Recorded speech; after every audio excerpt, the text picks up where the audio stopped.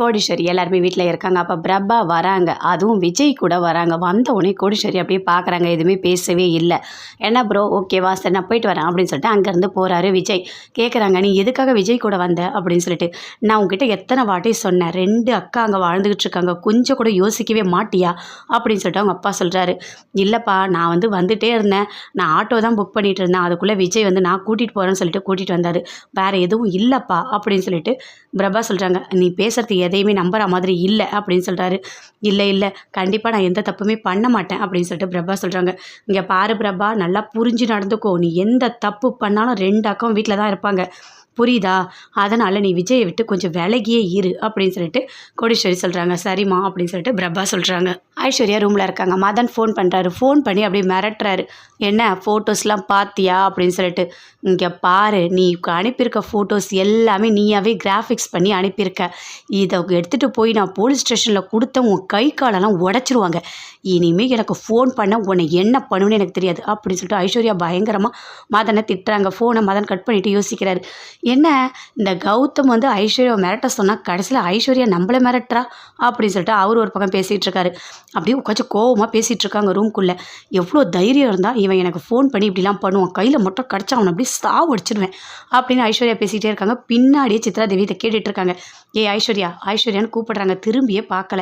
கிட்ட கத்துறாங்க. நான் உன்னை எவ்வளோ நேரம் கூப்பிடுறேன், உனக்கு காதில் விழுதா இல்லையா அப்படின்னு சொல்லிட்டு. இப்போ உங்களுக்கு என்ன பிரச்சனை, நீங்கள் கூப்பிட்றது என் காதில் வேலை, இப்போ என்னை என்ன பண்ண போகிறீங்க அப்படின்னு சொல்லிட்டு ஐஸ்வர்யா சொல்கிறாங்க. உனக்கு ரொம்ப தான் திமுரு, பண்ணுற தப்புலாம் பண்ணிவிட்டு என்ன திமுறா உட்காந்து பேசிகிட்டு இருக்க அப்படின்னு சொல்லிட்டு சித்ரா தேவி சொல்கிறாங்க. என்ன தப்பு பண்ணிட்டேன், ஏதோ பண்ணிட்டேன், இப்போ என்ன பண்ண சொல்கிறீங்க? ஆனால் உங்கள் பையன் என்னை விட பக்கா கிரிமினல் தெரியுமா, எனக்கு எவ்வளோ பாவத்தை பண்ணியிருக்கான்னு அதெல்லாம் லிஸ்ட் எடுத்தால் அவ்வளோதான். நீங்களும் தப்பு பண்ணியிருக்கீங்க, நானும் தப்பு பண்ணியிருக்கேன், அதுக்காக அடிக்கடிக்கு அதையே சொல்லிட்டு இருப்பீங்களா அப்படின்னு சொல்லிட்டு பயங்கரமாக ஐஸ்வர்யா கோவப்படுறாங்க. ஏன்னா ஓவராக பேசிகிட்டே இருக்கா அப்படின்னு சொல்லிட்டு சித்ரா தேவி ஐஸ்வர்யாவை அடிக்க போகிறாங்க. அப்படியே கௌதம் வராரு. அம்மாமா கம்முனிருமா, இதுவும் பண்ணாதம்மா அப்படின்னு சொல்லிட்டு அப்படி இழுக்கிறாரு.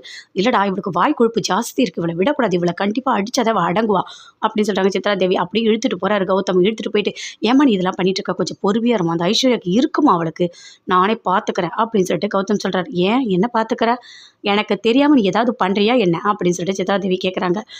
இல்லைம்மா, இல்லை அதெல்லாம் ஒன்றும் இல்லை, கண்டிப்பாக அந்த ஐஸ்வர்யா விட்டு அனுப்புறதாமல் நமக்கு வேலையே அப்படின்னு சொல்லிட்டு இருக்காரு. சித்ரா தேவி அங்கேருந்து போகிறாங்க. கௌதம் அப்படி தானாக பேசிகிட்டே இருக்காரு.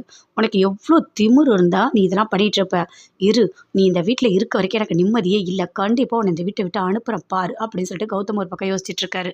சூர்யா ஆஃபீஸ் போகிறாரு. அங்கே யோசிச்சுட்ருக்காரு.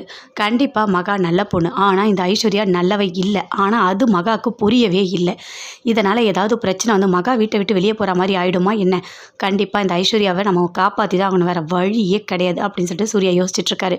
ஃபோன் பண்ணுறாரு. ஒருத்தருக்கு ஃபோன் பண்ணி சொல்கிறாரு, இங்கே பாருங்கள், நான் ஒருத்தனோட ஃபோட்டோ அனுப்புகிறேன், அவன் பேர் மதன், அவன் இப்போ என்ன பண்ணிகிட்ருக்கான், எங்கே இருக்கான், அவனை பற்றின எல்லா டீட்டெயில்ஸும் எனக்கு வேணும் அப்படின்னு சூர்யா சொல்கிறாரு.